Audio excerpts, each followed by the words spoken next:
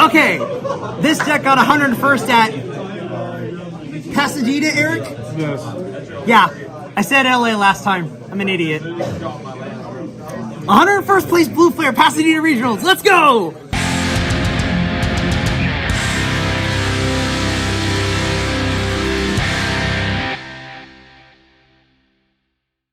Hello, thank you for tuning into Team Britain's YouTube page. I, Sarah Summit Fanatic. We're back at you with the 101st Pasadena Regionals Blue Flare deck list. So, I faced, unfortunately, 3 mirror matches the entire tournament of people running the red cards, which just brick on me every time I use them. I am unlucky as sin in the mirror match. I lost to 2 of those Blue Flare mirror matches. One against a Marcus, aka Shine Greymon, that just had everything. If that thing has everything, there's no stopping it. Beat a Bailstar, and I ended the tournament against a Royal Knight, beating another Blue Flare, and I want to say 2 Bloom Lord players, which are just easy wins for this deck. So, anyways, without further ado, oh yeah, there was an Alphamon deck that I beat as well.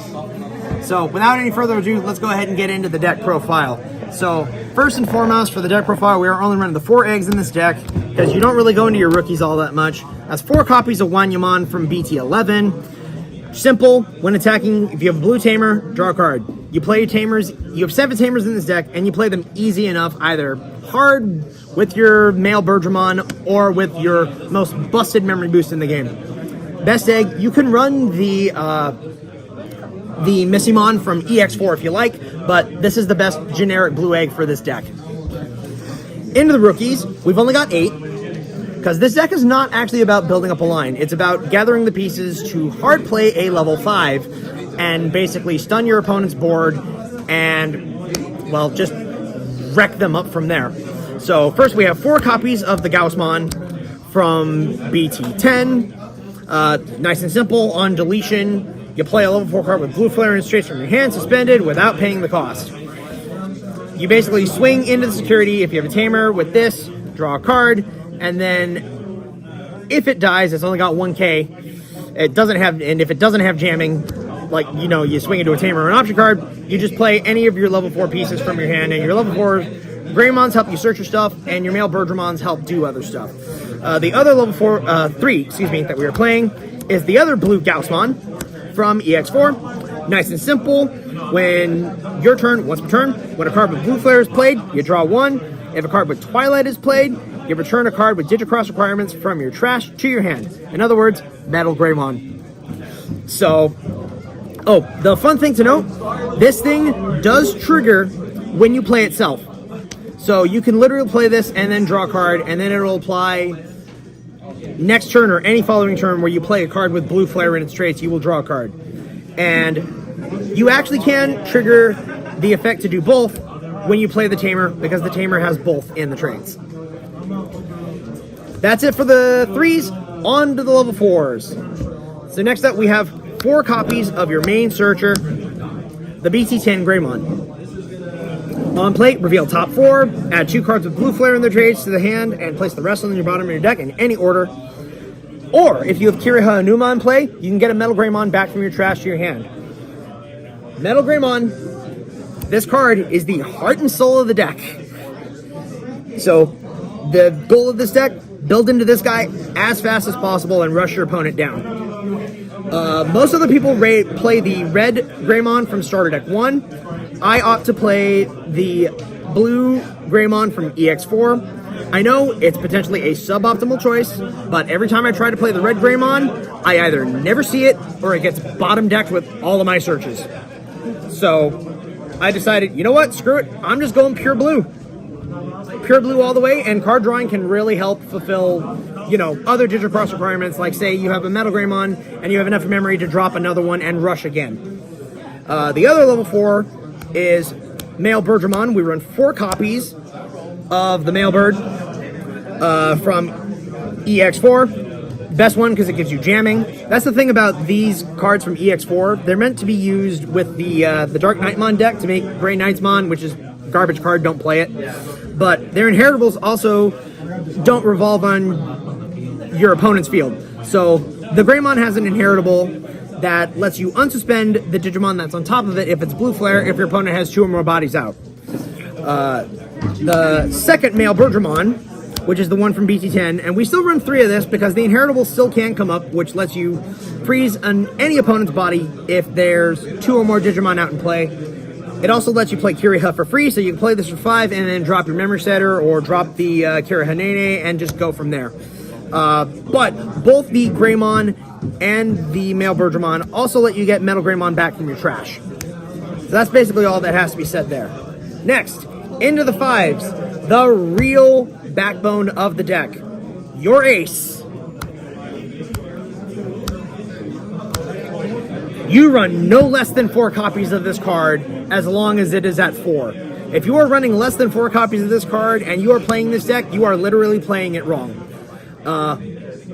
Why is this card so good? Well, let's get into it. So first off, this card has something called Digicross requirements. Digicross was something that happened in the TV show Digimon Cross Wars, where instead of digivolving into the next level 9 times out of 10, they'd take 2 Digimon and fuse them together. It was called fusion over here, and they went with the Japanese term of Digicross because it's just better. It just sounds a lot cooler. So the way that this works is you basically have the cards on your hand, or in your hand or on your field, and then you stack them on top of each other, and then you reduce the play cost of this card. This one reduces it by 2. It's normally a hard play cost of 7. So you stack 2 of these bodies under it. It is now a 3 play cost. A 3 play cost level 5, no drawbacks? Yes, just as nuts as it sounds. So the first thing to note about Digicross is they'll usually have something called Material Save. And Material Save just lets you put whatever the materials are listed on the card under any tamer that you control. So this one, on play, gets rushed for the turn. And then up to 3 of your opponent's Digimon that have as many or fewer sources than it will be stunned. They cannot attack or block until the end of the opponent's turn. So, yeah, this card is pretty busted. It's pretty damn busted, and if you're facing any Swarm deck, they should be prepared not to play. The next level 5 that we run is the Metal Greymon from EX4. I would run more copies of this, but you have enough ways to recur it back from the trash, and in all honesty, it's kind of a lesser version of this one. It strips 2 sources, so it's basically there for any other matchup that really relies on evolution sources being in there, like, oh, I don't know, Machine Dramon or Omnimon Alter S.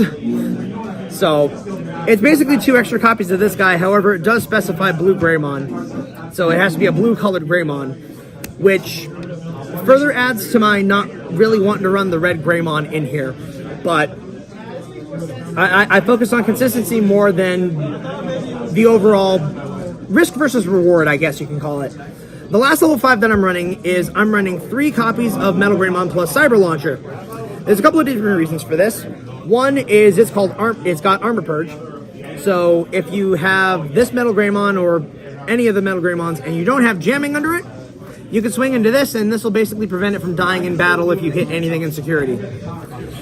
So it's also treated as Metal Greymon or Cyber Dramon, so if you have to, you can always Digicross or put another one under it and do shenanigans from there. Anyways, it's on play or when digivolving, because it can digivolve from a level 4 for 4 or a level 5 for 2, is you place a Digimon card with Blue Flare from in your either from your hand or under your tamers under it as its bottom Digivolution card, and then you return an opponent's level 3 Digimon to the bottom of the deck. Then if Cyber Dramon is in there, you return a level 4 as well. So this thing is basically here to stop play cost floodgates. So play cost blockers will stop Digicross from going off. So basically, if you have to, this is your out to those, because a lot of people are running play cost blockers because of Royal Knights. It's also Metal Greymon, so for me, overall, this is just the best other level 5 to run. You can run the Decker Greymon and the Decker Dramons in here if you like, but it felt like you need to rush into Metal Greymon as fast as humanly possible, and basically consistency. For our level 6s, we've only got the 3. I see a lot of people only running like 2 of this card. I think 3 is really, really, really good. This is basically your Omni for game, and you can run Omni in here if you want. It's just not Blue Flare, so dude, its inheritable actually can come up where if you put the we use the Cyber Launcher on top of Metal Greymon or your Digivolve into that, so now you have a blocker with Armor Purge. So if they have Piercing, yeah, block, Purge, you don't get Piercing now. But the real reason that you use this card is Digivolves from Metal Greymon for 2. Again, always treated as Metal Greymon, so this is a 2 cost level freaking 6. Yes, that's just as nuts as it sounds. On top of that, it just unsuspends automatically. It's so good. This is your finisher, basically. Oh yeah, and it's got on deletion, you save it, and Blue Greymon and Male Bergermon for further Digicross shenanigans.